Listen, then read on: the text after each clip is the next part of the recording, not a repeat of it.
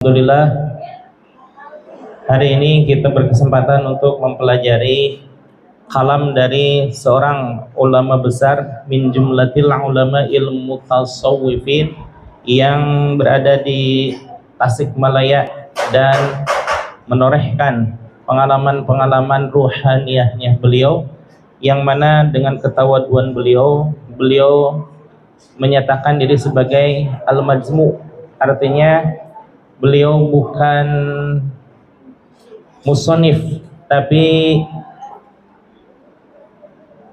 mu'alif yang mengumpulkan dari berbagai kalam ulama besar, yang diantaranya ada 12 kitab yang termaktub, disatukan, dimajmukan di dalam tulisan beliau yang bernama apa judulnya ini?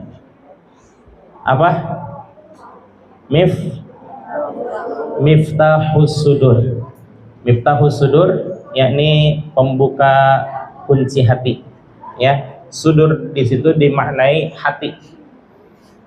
Bismillahirrahmanirrahim. Wa qala al-musannifu, al-muallifu berkata Syekh Ahmad Shahibul Wafa Tajul Arifin, sebagai penulis dari kitab ini, beliau menuliskan dengan sangat hati-hati, dengan sangat berkeinginan penuh untuk agar semua ikhwan wal akhwat mendapatkan rahmah dan juga maghfirah dari Allah Subhanahu wa taala, yang dimaktubkan di dalam slide ini, yakni dengan kata-kata intabihu wasari'u, hati-hatilah dan bersegeralah, ya.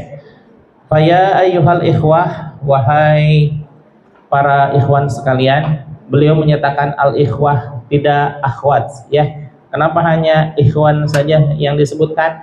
Apa pilih kasih gitu? Tidak, ya. Ikhwan di sini dalam artian kaum muslimin wal muslimat, karena kalau disebutkan al-ikhwah berarti ini nakirah umum, ya. Al-ikhwah seperti halnya ar-rijalu qawwamuna 'alan nisa. Laki-laki itu adalah pemimpin kaum wanita. Kaum wanita jarang disebutkan, tapi kalau disebutkan ar-rijal, laki-laki, maka itu bermakna laki-laki dan perempuan, ya. Maka di sini pun para sahabat menyatakan faya ayyuhal ikhwah, wahai segenap ikhwan, wahai kaum muslimin wal muslimat, wahai orang-orang yang mau mendengarkan kalam dari para ulama-ulama terdahulu, wahai para pecinta kesucian jiwa, wahai para pecinta majlis taklim dan majlis zikir, dan sebagainya gitu lah, ya. Pokoknya para ayyuhal ikhwah. Kalau kita mungkin wahai para pelajar gitu, ya. Kan kalau disebutkan para pelajar tidak khusus ya untuk orang Cilengsi, ya. Orang Indonesia seluruhnya, bahkan seluruh dunia, bahkan levelnya dunia akhirat tuh, ya. Wa ya ayyuhal ikhwah, wahai segenap ikhwan, intabihu, hati-hatilah engkau sekalian. Apa yang harus dihati-hatikan oleh kita? Nanti di depannya ada penjelasan dari beliau. Dan wasari'u, bersegeralah. Apa yang harus disegerakan? Nah, di sini, ya. Kalau disegerakan, ini maf'ulnya disebutkan. Wasari'u ila maghfiratim mir rabbikum. Subhanallah, ya. Wasari'u, bersegeralah engkau. Bersegeralah ila maghfiratim, kepada ampunan mir rabbikum, dari Tuhanmu. Pertanyaannya, dengan cara apa kita dapat bersegera mendapatkan ampunan Allah? Dengan cara apa? Dengan cara apa?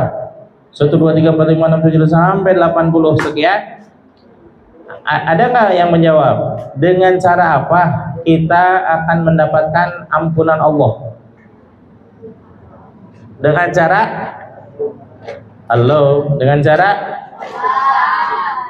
sholat, taubat, Tobatnya itu apakah tobat bagi orang yang sudah melakukan kesalahan, sudah melakukan suatu perbuatan dosa, atau apa gimana?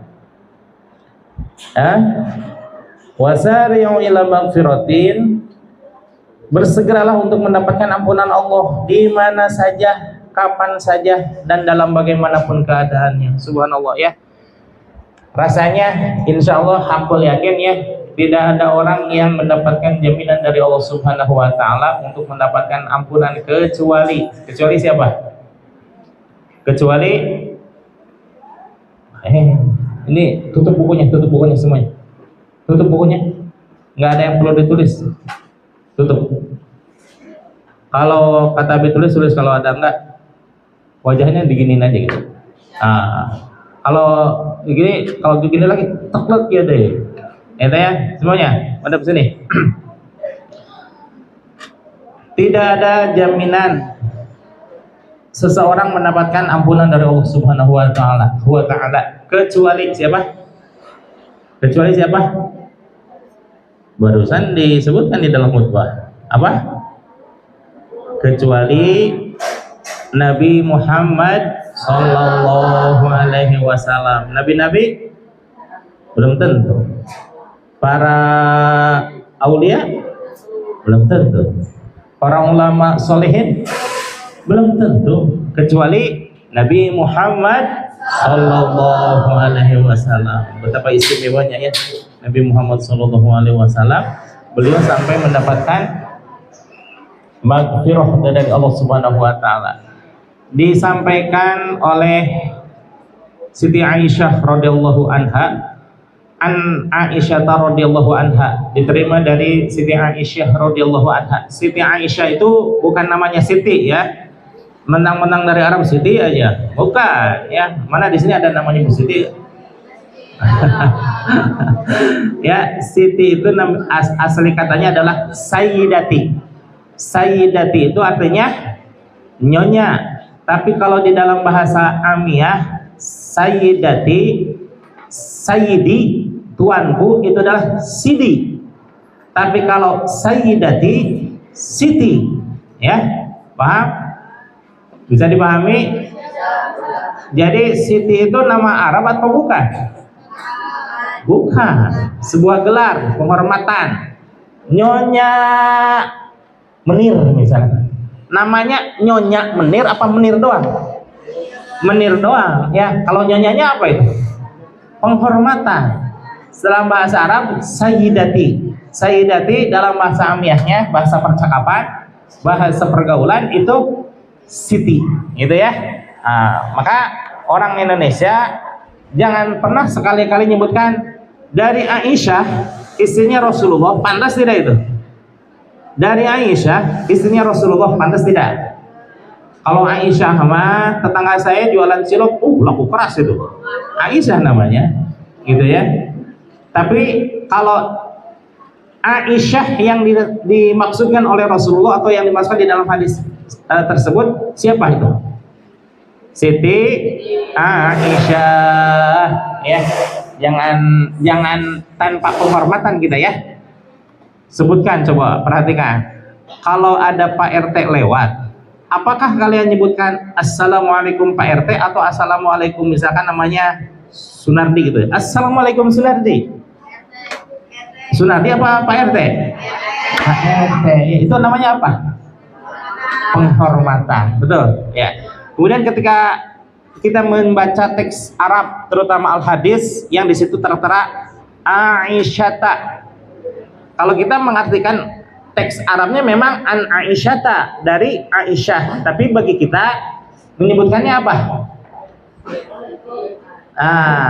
Dan diterima dari Siti Aisyah. Siti itu adalah penghormatan ya. Lanjut. Tadi Abi belum menyampaikan hadisnya ya. An Aisyah radhiyallahu anha, diterima dari Siti Aisyah radhiyallahu anha, semoga Allah meridhoi kepada Siti Aisyah. Kana Nabi sallallahu alaihi wasallam, anna Nabi sallallahu alaihi wasallam, bahwasanya Nabi Muhammad sallallahu alaihi wasallam kana yaqumu minal laili, selalu bangun malam, hatta tatafarrata qadamahu, sampai pecah kakinya, pecah pergelangannya, telapak kakinya itu sampai pecah-pecah gitu ya. Kalau kita mah pecah-pecah itu artinya apa?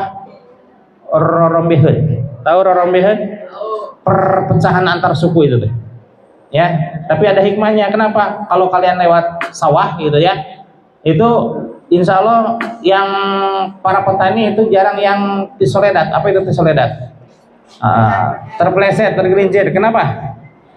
Karena kakinya sudah pakem, ada ban radialnya, cekit gitu ya. Itu hikmah diantara perpecahan antar suku. Ya, baik. An Aisyah tak sampai Rasulullah Shallallahu Alaihi Wasallam kakinya pecah-pecah. Faqultu lahu, kemudian kata Siti Aisyah, aku berkata kepadanya, lima sana'ta ya Rasulullah, kenapa engkau melakukan seperti ini ya Rasulullah?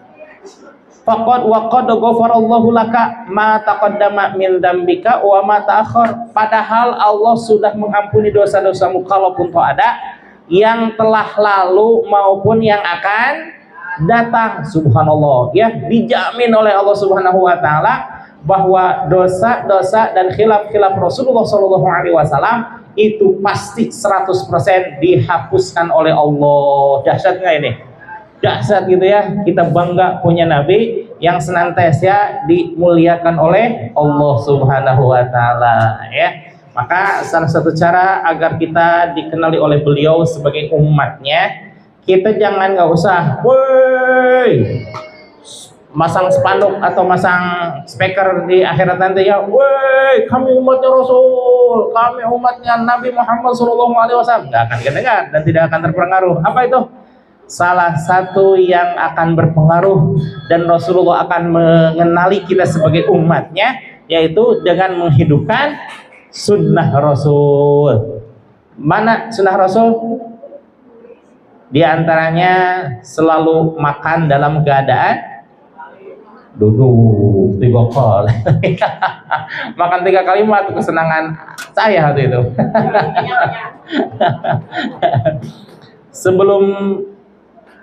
Sebelum melakukan sesuatu mengucapkan bismillah minimal ya, bismillahirrahmanirrahim. Setelah melakukan sesuatu mengucapkan alhamdulillahirabbil alamin, ya. Itu adalah sunnah-sunnah yang sepele, ringan tapi berat timbangannya. Mengucapkannya paling beberapa detik, tapi dahsyatnya pahala dan keberkahannya sampai yaumul qiyamah akan terkenang, bahkan akan terlihat oleh Rasulullah SAW bahwa kita adalah benar-benar umatnya yang selalu mengikuti Rasulullah SAW, ya. Makanya jangan pernah menyepelekan tentang kesunahan dan keberkahannya itu disegerakan. Maaf, ini apa namanya? Casan di tas Abi. Casan di bawah meja.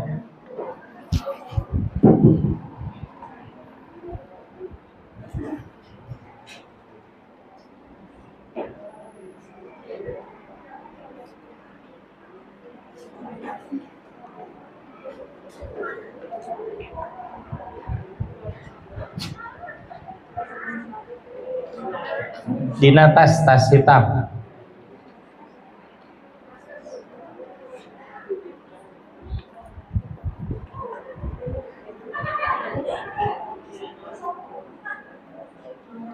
Bantuin cari di tas hitam gitu.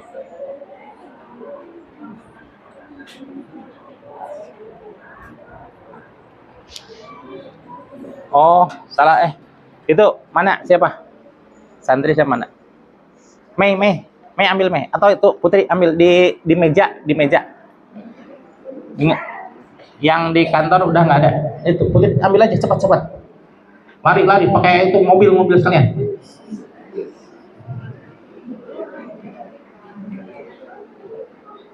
Di atas meja. Di sono di atas.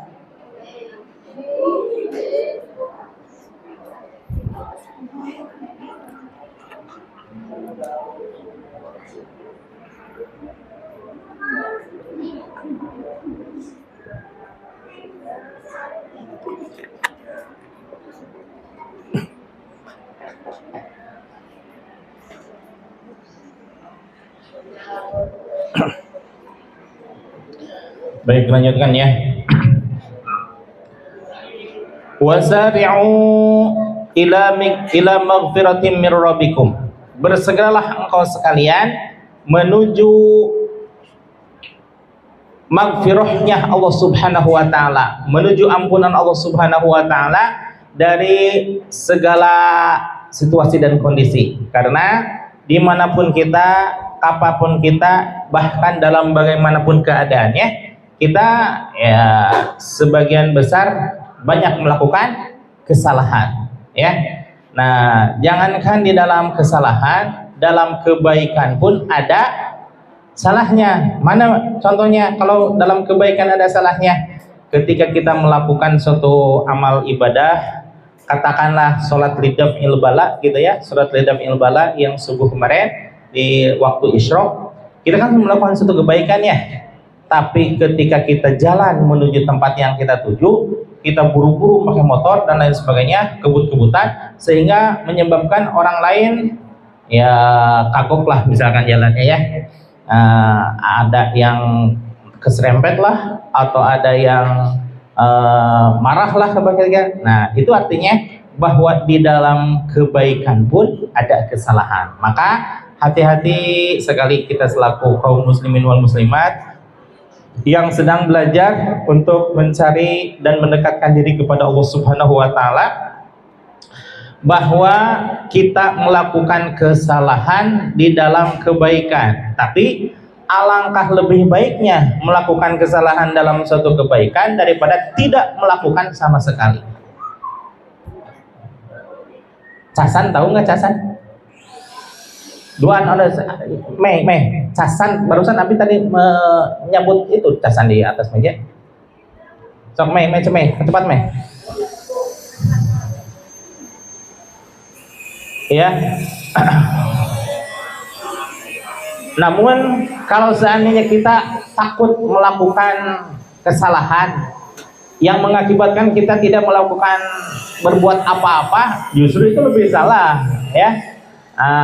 Seperti halnya di dalam riya ya, bahwa riya itu adalah melakukan suatu ibadah dengan pengharapan kepada orang lain, dengan mengharap penilaian kepada orang lain, dengan mengharapkan pujian dari orang lain. Nah, al-ajlu li ajlin nas, al-ibadatu li ajlin nas. Al-ibadatu li ajlin nas, melakukan ibadah kepada Allah tapi ada pamrih kepada manusia, itu adalah suatu kesalahan. Tapi wa tarkul ibadati li ajlin nas fahuwa munafikun. Masya Allah ya. Memang riya itu adalah suatu ibadah yang ada pengharapan kepada orang lain, tapi justru takut melakukan ibadah karena takut dinilai oleh orang lain, itu justru dianggap sebagai munafik. Sama parahnya ya. Sini ya, iklan dulu sebentar.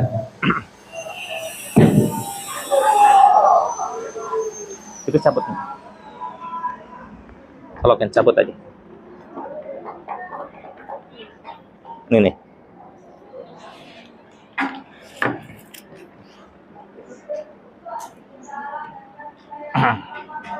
Ya, ulang.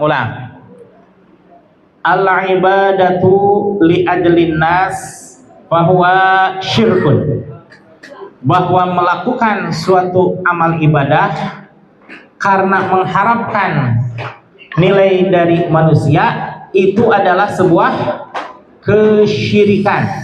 Tapi ada misalkan yang, aduh saya mah takut berbuat syirik nih. Kalau lu kenapa? Kalau takut, saya mah tidak melakukan apa-apa aja lah biar tidak terjerumus dalam kesyirikan. Itu justru salah ya. Karena ada ibarat lagi lanjutannya, itu at-tarkul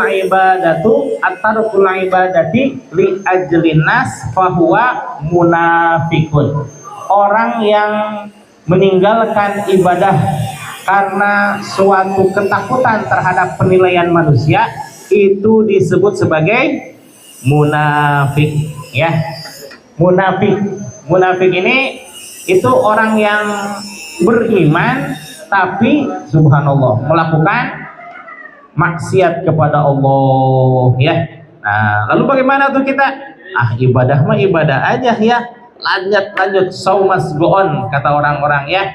Ibadah tetap lanjut. Adapun orang-orang merasa tersinggung, merasa kepanasan, merasa kebisingan, merasa dan lain sebagainya, nggak masalah. Jadi kita mah insya Allah tidak mengharapkan semuanya itu, tapi hanya berharap rahmat dan ridho Allah ya. Nah, untuk itu maka ibadah itu harus ada bimbingannya, harus ada pembimbingnya. Dalam istilah ilmu tasawuf, bahwa pembimbing mengarah kepada keridhaan Allah Subhanahu wa taala itu disebut sebagai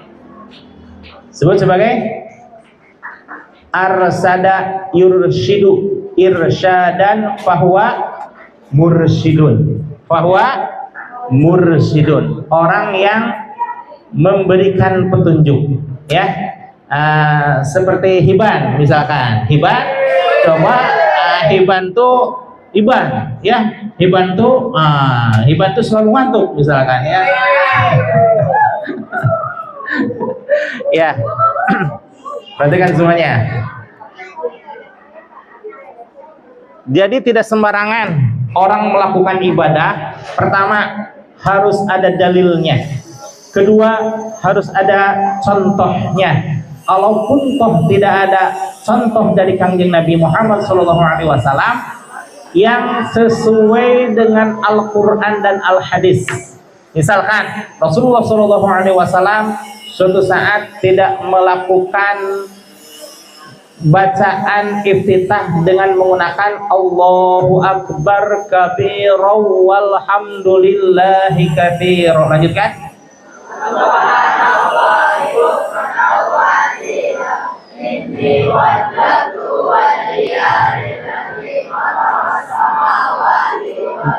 Dah dulu ya.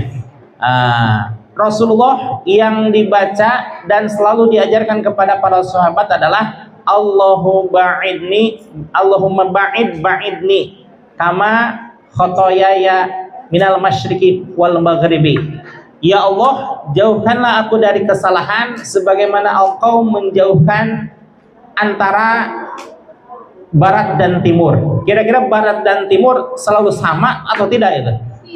Tidak ya, yang satu kemana, yang satu lagi kemana. Nah itu berharap kepada Allah agar kita itu dijauhkan dari kesalahan sebagaimana Allah menjauhkan antara barat dan timur.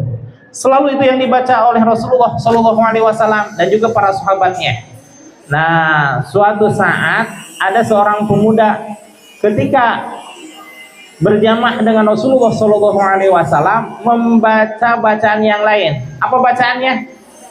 Allahu Akbar kabira walhamdulillahi kabira wa subhanallahi bukratan wa asila. Nah, itu pernah diajarkan oleh Rasulullah tidak? Tidak. Pernah diamalkan oleh Rasulullah tidak? Tidak. Tapi ada contohnya. Apa itu contoh? Siapa itu contohnya? Ketika selesai melakukan sholat, Rasulullah bertanya, man alladzina yaqra'una, siapa yang tadi membaca bacaan yang lain tidak seperti yang saya ajarkan, katanya, kata Rasulullah SAW. Ternyata orang pemuda tersebut ngacung, ya Rasulullah, ana aqra'u hadza, saya yang membaca ya Allah, ya Rasulullah. Kemudian karena Rasulullah SAW mendapatkan jawaban dari si pemuda tersebut, Rasulullah menyatakan futihat abwabus sama, langit terbuka dan 700 malaikat berebut mencatat pahala dari doanya orang tersebut. Allahu Akbar ya. Rasulullah marah nggak ketika pemuda tersebut melakukan sesuatu yang tidak pernah dilakukan oleh Rasul? Tidak. Apakah Rasulullah membid'ahkan? Tidak, tapi malah apa?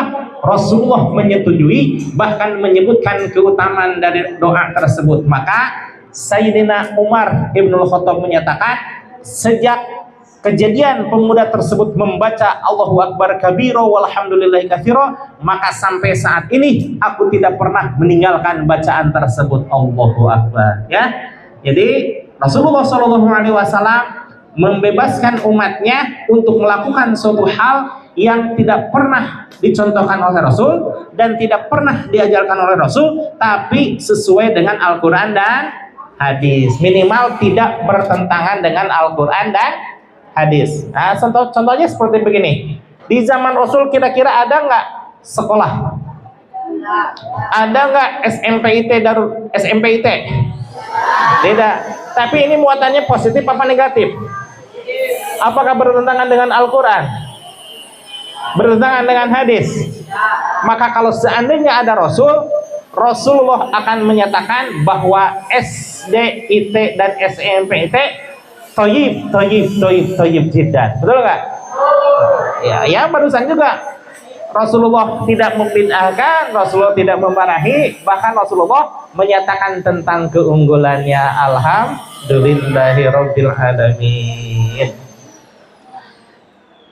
Untuk selanjutnya dari kalimah wasari'u ila magfiratin min rabbikum, maka bersegeralah untuk mendapatkan ampunan dari Allah Subhanahu wa taala ma'ahadhil qawafili ar-ruhaniyah, bersama golongan ruhaniyah ini. Maka bahwa gerakan tasawuf itu bukan gerakan politik, bukan gerakan bisnis yang menyatakan ibu-ibu hadirin yang sekalian, kalau ibu-ibu bekerja selama berpuluh-puluh tahun, paling-paling ibu hanya bisa menyicil motor dan rumah sekian.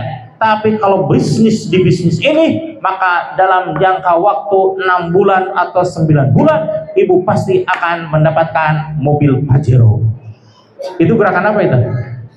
Bisnis, ya. TKN pernah nggak menyatakan seperti itu? Kalau seandainya zikir hanya zikir-zikir saja, puluhan tahun tidak akan pernah jadi wali. Tapi kalau zikir dengan TKN, setahun 2 tahun pasti akan jadi waliullah. Ada nggak pernah berbicara seperti itu? Tidak pernah, ya. Kebayang ya, Abi mulai mendapatkan talqin zikir ini tahun 90, tapi ditalqin ulang karena dulu itu masih belum balik. Ketika tahun 90 berarti Abi kelas 4 SD, kan belum balik tuh ya, belum sah untuk memiliki menjalankan syariat, menjalankan apalagi thariqah ini gitu ya. Kemudian ketika tahun 1992 berarti Abi udah kelas 6, insya Allah Abi udah balik, maka Abi talqin tajdidut talqin, mengulang talqin itu sendiri sehingga sah Abi untuk mendapatkan talqin zikir dan mulai belajar zikir. Berarti kalau 90 sampai sekarang berapa puluh tahun?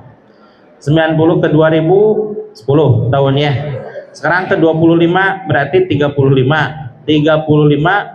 tahun ya. 35 tadi kurangi 2 tahun karena tajdidut talqin. 35 2 tahun dikurangi 2 tahun sama dengan 33 tahun. 33 tahun Abi zikir ya begitu-begitu aja lagi, ya begini-begini aja lagi. La ilaha illallah, la ilaha illallah, la ilaha illallah. Apakah zikirnya dari dulu sampai sekarang berubah? Tidak. Apakah karena tidak kerasa katanya jadi berzikir itu tidak mendatangkan emas dan permata, tidak mendatangkan Xenia dan Toyota, tidak mendatangkan singgasana, apakah Abi berhenti berzikirnya? Tidak. Puluhan tahun ya gini-gini aja berzikirnya ya. La ilaha illallah, la ilaha illallah dan seterusnya ya. Jadi zikir itu bukan semata-mata ingin kehidupan duniawi, semata-mata ingin dilancarkan rezeki, bukan. Semata-mata ingin mendapatkan kelancaran dalam memperoleh benda-benda materi, bukan. Tapi semata-mata untuk mencari rahmat dan ridho Allah ya. Sebagaimana munajat kita, ilahi. Lanjutkan. Terus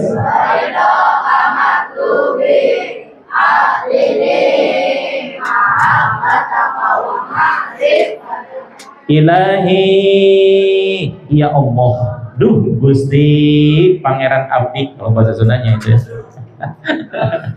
Anta maksudi mungkul gambaran anu ku pribados di pika 7 gitu ya.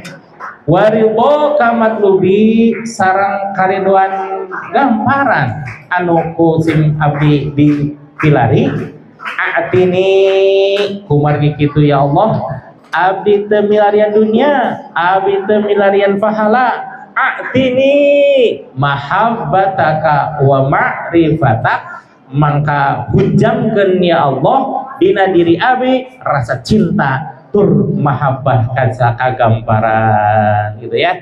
Ilahi anta maksudi, ya Allah hanya engkaulah yang kami maksud. Waridhoka matlubi, dan keridoanmu ya Allah yang kami cari. A'tini mahabbataka wa ma'rifatak, oleh karena itu ya Allah hunjamkan ke dalam dada kami semuanya rasa cinta dan ma'rifat kepadamu. Jadi orang-orang yang sedang belajar berzikir, apakah di situ ada untuk semata-mata mencari dunia? Ada tidak? Tidak. Ini kayaknya pada semangat ya, semangat 45 ya. Berdiri dulu semangat semuanya. Ayo berdiri dulu semuanya berdiri. Ayo semuanya berdiri. Ayo jalan kaki di tempat 10 kali. 1 3 4. Udah segar udah? Nah, kalau sudah segar mah udah duduk lagi. Baik, perhatikan di sini. Barusan wasari'u aja ya. Wasari'u. Yang kedua, intabihu. Sebenarnya ini yang pertama cuma di yang sari'unya diawalkan. Kemudian intabihu, berhati-hatilah. Berhati-hati dari apa? Nah, di sini Syekh Musonib menyatakan fa'an qaribin, dalam waktu dekat ini, sekarang ini situasi dan kondisinya sedang tidak baik-baik saja. Sedang apa katanya? Sedang tidak baik-baik saja. Berarti kalau sedang tidak baik-baik saja artinya apa? Dalam keadaan bahaya, betul. Bahaya dari sisi politik, bahaya dari sisi ekonomi, bahaya dari sisi hukum. Kenapa? Hukum bisa dijungkir-balikan. Yang salah dianggap benar, yang benar dianggap salah. Adakah seperti itu? Oh, beberapa tahun yang lalu kita mendengar ada seorang ulama dan beberapa ulama yang dikriminalisasi, ya. Padahal menyebutkan hanya untuk gimana sehat, sehat, alhamdulillah. Cuma bilang alhamdulillah saja, masuk penjara 4 tahun. Masa seperti itu hukum? Sementara yang begini-beginilah, begitu-begitulah, yang luar biasa, carut marut di Indonesia, namun biasa-biasa aja, betul tidak? Nah, hukum, politik, ekonomi, semuanya bisa sedang tidak baik-baik saja, termasuk agama. Kenapa? Jangan dikira ya yang sedang berlangsung syariatnya kita sedang belajar nih, sedang ngaji, tapi siapa sangka bahwa harga laptop, harga listrik, harga pulsa, harga bangunan, harga semen, semuanya terkait dengan ekonomi, dan ekonomi terkait dengan politik. Subhanallah, ya. Maka di sini Syekh Musonib menyatakan intabihu, maka hati-hatilah para ikhwah, an qaribin, pada waktu dekat ini situasi dan kondisi yang qati'ut thoriq, banyak yang memutuskan jalan menuju rahmat dan ridho Allah ya. Nauzubillah tsumma naudzubillah. Kalau yang qati'ut thoriq hanya sekedar begal di jalanan, itu mah paling yang rugi hanya sekedar harta benda saja, betul tidak? Tapi kalau yang qati'ut thoriq itu yang dibegalnya adalah pengajian, yang dibegalnya adalah kebersamaan, yang dibegalnya adalah rasa keamanan dan lain sebagainya, maka itu akan menjadi huru-hara di kemudian hari. Ngaji tidak tenang, belajar tidak tenang dan lain sebagainya, maka intabihu, hati-hati. Dan wala yujadur rafiq ila dzalikal alam, dan kita hampir tidak menemukan seseorang yang sama visi dan misinya dengan kita dalam mencari rahmat dan ridho Allah gitu ya. Mungkin nih anak-anakku sekalian, ada yang menyatakan, kita mah ngapain sih ngaji ini lama-lama teh, udahlah kita mah mendingan bisnis. Emang kunaon dengan bisnis kita akan menjadi dihormati orang, akan menjadi sukses, bahkan menjadi bintangnya di daerah kita, sehingga kita akan bersinar. Itu banyak yang mempengaruhi kita. Banyak orang yang mencuri impian kita. Impian kita itu apa? Impian kita mendapatkan rahmat dan ridho Allah ya. Mungkin usia SMP, SMA tidak terlalu paham ya dengan carut-marutnya dunia sekarang gitu ya. Tapi ketika kalian mulai usia kuliah sampai usia mencari pekerjaan, baru kerasa bahwa ternyata situasi sekarang sedang tidak. Bagaimana supaya kondisinya selalu baik-baik saja? Maka kita selalu mendekatkan diri kepada Allah. Oke, siap? Siap? Ya, bagus ya. Wa ma kunna ji'na, dan tidaklah kami linaq'uda bil muhimmat an-nafsaniyah. Jadi kami tidaklah berkepentingan untuk menonjolkan sifat-sifat nafsaniyah, sifat-sifat kemanusiaan al-khabithah yang jelek-jelek. Bahwa memang manusia itu mempunyai dua sifat. Sifat apa? Sifat baik dan sifat buruk. Sifat baik dan sifat buruk ini, kalau yang sifat baiknya dipengaruhi oleh cahaya dari Allah Subhanahu wa taala, dan juga ruhaniyah kita memang senantiasa baik. Tapi kalau seandainya yang buruk-buruk, itu pengaruhnya ada dua. Siapa? Pengaruh dari setan laknatullah, dan pengaruh dari diri sendiri. Diri sendiri. Kenapa? Diri sendiri itu ada sifat tidak baiknya. Jangankan adik-adik ya, hampir semua guru kalau sedang malasnya datang, malas mah malas gitu ya. Kalau sedang tidak ingin berzikir, tidak ingin berzikir aja. Tuh, lihat nih, Karara udah hafal berapa juz? 30 juz. Karara pernah nggak suatu saat, malas kayaknya nggak mau baca Quran? Pernah nggak? Tuh, Pak, itu yang hafal 30 juz pernah untuk memiliki sifat malas untuk baca Quran. Padahal Quran adalah kecintaannya. Betul nggak, Karara? Wih, luar biasa. Ini menandakan bahwa manusia memang memiliki sifat baik dan sifat, tapi sifat buruknya kita minimalisir dan sifat baiknya kita maksimalkan. Siap? Dengan cara apa? Dengan cara salah satunya berada di lingkaran Darul Muqarrabin. Darul Muqarrabin itu apa? Darun, tempat atau suatu wilayah, muqarrabin, yang senantiasa hatinya mendekatkan diri kepada Allah gitu ya.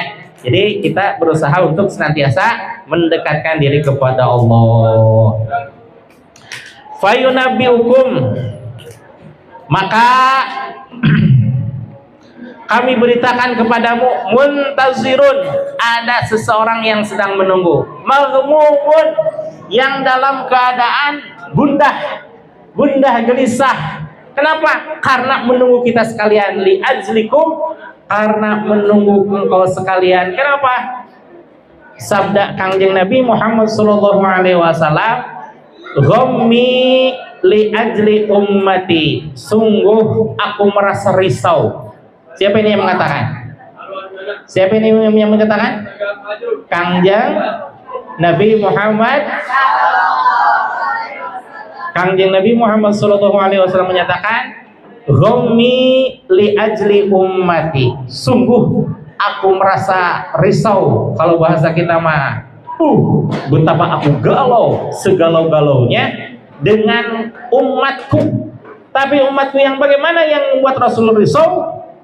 Alladzina fi akhir zaman, ialah orang-orang yang berada di akhir zaman. Kita ada di akhir zaman, ada di awal zaman. Akhir zaman, masya Allah. Di zaman Rasulullah Shallallahu Alaihi Wasallam saja, ketika beliau Isra wal Mi'raj, di saat itu Rasulullah Shallallahu Alaihi Wasallam Isra wal Mi'raj ditemui oleh Malak Jibril alaihi salam. Tiba-tiba Rasulullah menemui seorang nenek-nenek. Kalau nenek-nenek udah tua bukan itu ya? Menemui seorang nenek-nenek itu sudah tua, keriput, bongkok, hidup lagi, masya Allah, gitu ya. Itu di zaman Rasul. Zaman Rasul itu kurang lebih sekitar 1447 tahun yang lalu, ya. Nah sekarang tahun berapa sekarang? 2025. Tahun 2025 kira-kira lebih tua daripada Kangjeng Nabi atau lebih muda? Lebih muda. Nah akhir zaman, kita di awal zaman apa di akhir zaman? Di akhir zaman ini yang dirisaukan oleh Rasulullah Shallallahu Alaihi Wasallam. Di akhir zaman mah banyak godaan. Di antaranya banyaknya HP, betul? Banyaknya TV, TV One, apalagi Indosiar, TV 2, PE, segala macam lah ya. Nah, padahal zaman Abi mah dulu tantangannya cuma televisi, televisi TVRI gitu ya. Kalau sekarang macam-macam. Maka oleh karena itu mursyid selalu berpesan, intabihu wasari'u ila magfiratin mir rabbikum. Hati-hati engkau sekalian dan bersegeralah untuk mendapatkan ampunan dari Allah Subhanahu wa taala dengan cara mengamalkan thariqah. Thariqah apa? Salah satu diantaranya adalah thariqah Qadiriyah wan Naqsyabandiyah. Thariqah apa katanya? Thariqah Qadiriyah wan Naqsyabandiyah. Alhamdulillah, mudah-mudahan apa yang diamanahkan oleh Tuan Guru Mursyid kita senantiasa dapat kita laksanakan dengan penuh ikhlas dan istiqomah, dan juga kita berhati-hati dengan ucapan Kanjeng Nabi Muhammad SAW, ghammi li ajli ummati, bahwa beliau senantiasa risau. Jangan sampai kita membuat risau, maka jadilah umat yang dapat membanggakan dan membahagiakan Rasul, insya Allah.